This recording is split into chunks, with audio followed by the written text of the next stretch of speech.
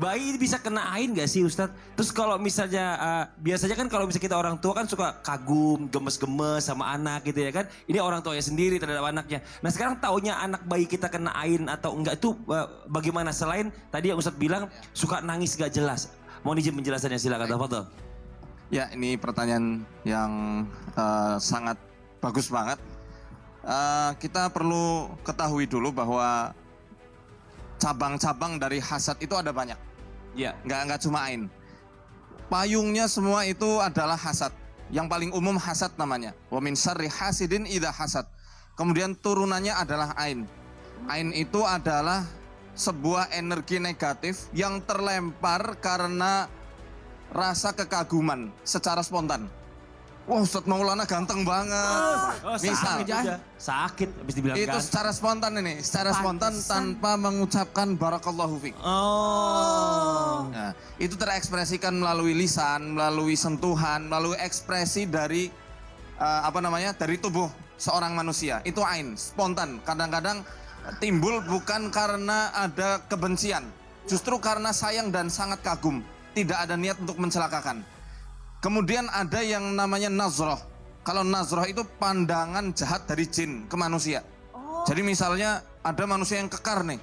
Jin ngelihat, wah aku iri sama manusia ini, badannya kekar. Itu namanya nazroh. Itu nanti akan menimbulkan saf'ah di wajah.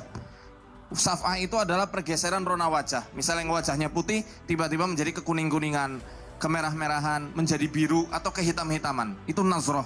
Ini ada dalam hadisnya Ummu Salamah ketika Rasulullah SAW berkunjung ke rumahnya, ada jariyah, ada budak perempuan kecil yang ada saf'ah di wajahnya. Maka kata beliau, ruqyah, mintalah ruqyah untuk anak ini karena dia kena nasroh dari jin. Kemudian ada yang namanya nafas, Mas Fadil. Nafas ini adalah efek emosi negatif, apa namanya? Energi negatif. Energi negatif. Belibet jadinya nih. Efek energi negatif yang kena kepada diri sendiri, hartanya sendiri, atau anak-anaknya sendiri. Kenapa? Karena rasa kekaguman tanpa mengucapkan Masya Allahu la quwata illa billah. Jadi kalau misal ditanya, bayi bisa kena nggak? Jangankan bayi, benda mati pun bisa. Gadget nih, kita punya gadget baru misalnya. Kita terlalu kagum. Bisa kena gadgetnya langsung rusak, langsung ngeblank. Demikian juga laptop baru misalnya, atau mobil baru. Tiba-tiba langsung rusak atau ditabrak terus-menerus. Nah itu efek dari yang namanya nafas. Jadi pembagian ini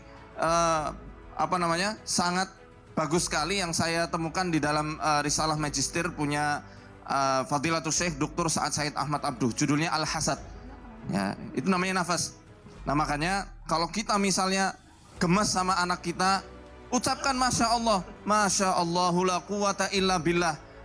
Ya, walaupun kita benar-benar gemes sama anak tersebut, ucapkan Masya Allah. Kita punya rumah, ya, diberikan rumah yang bagus sama Allah, yang enak, ucapkan Masya Allahu la quwata illa billah. Ini terjadi karena kehendak Allah dan tidak ada kekuatan kecuali darinya. Aku tidak bisa membuat anak ini lucu, aku juga tidak bisa menjaga anak ini, semua adalah Masya Allah. Jadi untuk diri kita, Masya Allah, kalau kagum sama diri sendiri, sama nikmat yang ada diri sendiri.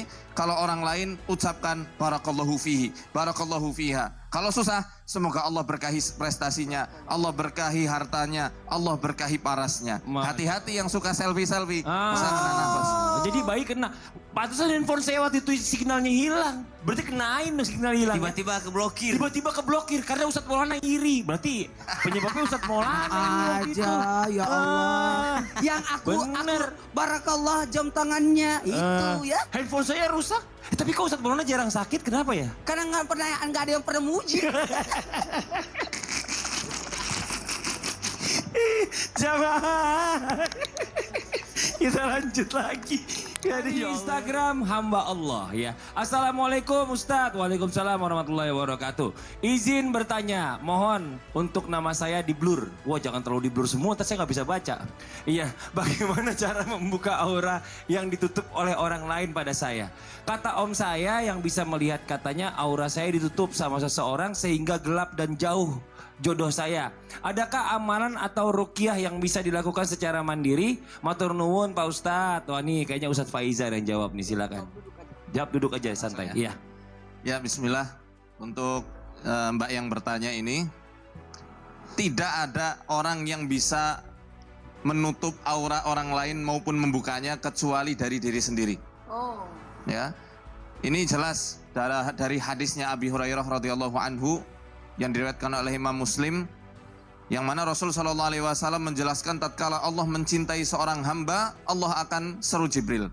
Wahai Jibril, aku telah mencintai fulan, maka cintailah dia. Jibril pun langsung mencintainya. Kemudian Jibril akan menyeru seluruh penduduk langit, Innallaha qad yuhibbu fulanan fa'hibbu. Allah telah mencintai si fulan, maka cintailah dia. Maka seluruh penduduk langit akan mencintainya. Ya. Kemudian fayudha'u lahu al-qabulu fil ard. Kemudian Allah meletakkan rasa penerimaan di bumi karena ketaatannya sama Allah Ta'ala. Demikian juga sebaliknya, tatkala Allah membenci, Allah juga menyeru Jibril, aku telah membenci fulan ini hambaku. Ya, maka bencilah dia. Sehingga ketika di bumi, orang tersebut dibenci dan tidak nyaman. Masya Allah. Di orang-orang yang ada di sekitarnya. Jadi intinya orang nggak bisa nutup Nggak aura bisa. atau orang lain ya. Artinya kita sendiri saja sebenarnya yang bisa menutup dan membuka aura kita. Kalau mau membuka, banyak istighfar, banyak tasbih, dan Masya banyak Allah. ketaatan sama Allah. Masya Allah. Terima kasih banyak, jazakallah khairan kasiran. Abi jelaskan, bicara masalah tentang titik-titik nih. Titik-titik mana sih biasanya jin itu mengganggu atau nempel di kita dan bagaimana caranya merukiah orang. Nih coba kita minta. Jadi dorong, ini dorong Ruben dulu. Jangan digituin. Dia sudah tobat. Ini bercanda itu. Ayo silakan Ustadz, tafadhol Ustadz. Baik, di dalam banyak sekali penjelasan ulama, jin paling sering itu mengganggu di tempat-tempat berkumpulnya saraf manusia, terutama di otak. Makanya dalam hadis riwayat Tirmidzi dikatakan ketika seorang bangun dari tidur, falyastan salasan, hendaklah dia menghirup air kemudian dikeluarkan lagi. Fa inna syaitana yabitu ala khaisumi, karena setan itu selalu tidur di rongga hidung. Maaf, rongga hidung bukan di sini ya, bukan di Dalam sini ya. lubangnya. bukan di lubangnya, tapi maaf di sini. Tunjuk aja Ustadz, nggak apa-apa. Nah, di sini. Ah. Makanya kadang kita meruqyah seperti ini juga. Oh. Iya. Kemudian di tempat-tempat otak yang lain ada di area sini. Kenapa kok hidung? Ya, karena di sini banyak sekali kelenjar-kelenjar olfaktori ya yang dia itu sangat cepat terangsang untuk mencium bau dan ini nyambung ke sistem limbik manusia sehingga ketika tidak bangun malam ya, dia akan berpagi hari dengan jiwa yang buruk, moodnya jelek dan juga malas, jadi lesu. Kemudian selain di rongga hidung, di khoisum namanya, ada di sini, di tengkuk. Coba balik badan. Nah, balik badan. ke kanan. Nah, Ini oke. kofiatur ras namanya, di area sini. Para ulama berbeda pendapat, ada yang mengatakan di sini, ada di tengah sini, ataupun di pangkal sini. Di tulang servikal paling. Biasanya orang ruki digini-giniin. Ya? Iya. Enggak gitu juga. Ini Ibnu Taimiyah kurang pernah kencang maksudnya. di dalam kitab Tibun Nabawi itu dipukul pakai tongkat. Tapi kita jangan ikut-ikutan. Ambil bekas. Karena kita tidak memiliki khibroh, pengalaman dan juga firasah yang setajam beliau. Maka bisa kita pegang di area sini. Kita nggak punya firasat setajam Kita nggak beliau. boleh ikut-ikutan Ustaz. Ya. Terus Itu Ustaz, nanti yang keluar bukan jinnya. Iya. Rohnya keluar. yang keluar meninggal. Nauzubillah min dzalik. Terus Ustaz, Ya, ini sambil kita baca Bismillahi arqiq min kulli syai'in yu'dik min syarri kulli nafsin aw ainin hasid Allahu yasfik Bismillahi arqiq. Ya. nanti dicatat ya dari Islami Tinda ya doanya ya. Ya. Oke. Kalau supaya mudah baca Al-Fatihah aja. Oh, Al-Fatihah. 7 kali boleh, 10 kali boleh, terserah, nggak ada bilangan. Kemudian ayatul kursi, kemudian tadi ayat-ayat terakhir surat Al-Baqarah, Al-Ikhlas, Al-Falaq, An-Nas. Kemudian selain di sini ada di asfalu umudil faqari. Ya, di area tulang lumbal, Ini lurusan sini Ustaz ya. tulang pinggang, ya, Tulang di area pinggang. sini. Oh, yang paling rendah ya? Ya, Yang paling dalam. di sini. Orang stres, maaf ini yang diganggu sehingga dia itu depresi atau stres, urai dulu buhul-buhul atau ikatan-ikatan setan yang ada di sini. Oh. Apa? Sambil dibacakan. Kejepit. Saraf kejepit. Ya, saraf kejepit itu Oh. sebagiannya bukan karena faktor medis, tapi juga karena ain. Sinusitis. Sinusitis. Kemudian saraf terjepit. Saraf kejepit bisa karena ain, bisa karena gangguan jin ataupun sihir. Oh. Kalau rata-rata yang nyerang sini itu sihir, marsus. Ya, yang disebarkan ke injak misalnya. Biasanya kan ada sebaran tuh tanah, Iya. bunga, Jauh. garam. Oh, iya benar. Nah, itu ke injak atau kelangkahi, dia masuk melalui arah jempol, Ya, kalau dia udah lama dia akan bersarang di sini. Allahu Akbar. Sehingga dia menjadikan orang itu lumpuh atau perutnya gembung jadi besar. Allah. Oh. Ya. Ustadz Maulana perutnya gembung sekarang. Bismillahirrahmanirrahim. Terus Ustadz ada Maaf lagi? Ustaz Besa, katanya di kuku-kuku? Di kuku juga demikian. Tapi kalau untuk ketika ruqyah ya itu tempat keluarnya justru dari sini. Dari ujung keluar justru dari tempat keluarnya di sini. Ya. Oh. Makanya jangan dipanjangkan. Qassu azafirakum fa inna syaitana yajri bainal lahmi wa dhafar. Pendekkanlah kuku kalian karena setan itu sering berlari di antara daging dan juga kuku. Oh. Itu kalau panjang makanya disuruh dipendekin. Aduh. Ustadz terima kasih banyak, ini masih panjang, nanti kita lanjut lagi. Ya. Ya, coba. Sementara itu dulu. Ini kena ruqyah ini. Gimana sih kita balas ya? Dorong, pulang. Makasih banyak Ditaruh, Arman. Ben, udah dibalas. Udah saya balas, dorongin tadi.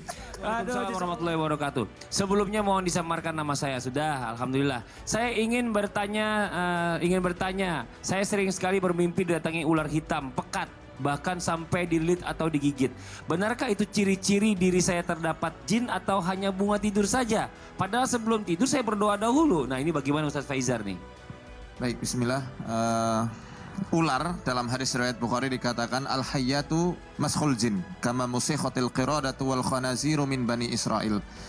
Ular itu adalah jelmaannya bangsa jin, tiruannya bangsa jin, penyerupaan bangsa jin sebagaimana kera dan juga babi yang diserupakan untuk orang-orang Bani Israel yang durhaka. Maka bisa jadi ya, di dalam kitab-kitab referensi ruqyah syar'iyyah, orang yang sering mimpi ular bisa jadi orang itu kena gangguan jin. Namun secara tinjauan psikologis dari kesadaran hewaniah manusia, rata-rata orang yang sering mimpi ular ini orang yang punya trauma di masa lalu, punya kekecewaan, endapan emosi negatif, dendam ke orang lain, maupun hatinya sedang dingin dengan orang-orang yang ada di sekitarnya. Ya, sehingga yang terjadi itu hanyalah kegelisahan demi kegelisahan. Karena apa? Permusuhan yang ada. Ya, bisa jadi karena itu. Ya, jadi mungkin kalau itu isyarat dari Allah untuk muhasabah. Masya Allah. Jadi kalau mungkin hanya... Apalagi ular kan lidahnya bercabang. Iya. Nah. Kalau bermimpinya hanya sesekali oke lah ya itu Ya. bunga tidur. Tapi kalau sampai sering kali berarti kemungkinan besar diganggu jin ya. Ustadz, kalau ada ular di dunia nyata kan tampil, bisa jadi nggak itu jin atau apa perbedaannya? Bisa antara jadi. apakah dia ular beneran atau ular jadi-jadian dari jin? Dalam Majmu' Fatawa dikatakan kalau itu jin itu hitam pekat dan ada dua titik putih di atas kedua Dua matanya. titik di palanya. Di jidatnya. Oh. Di jidatnya ya benar ya. Ya, di kedua matanya.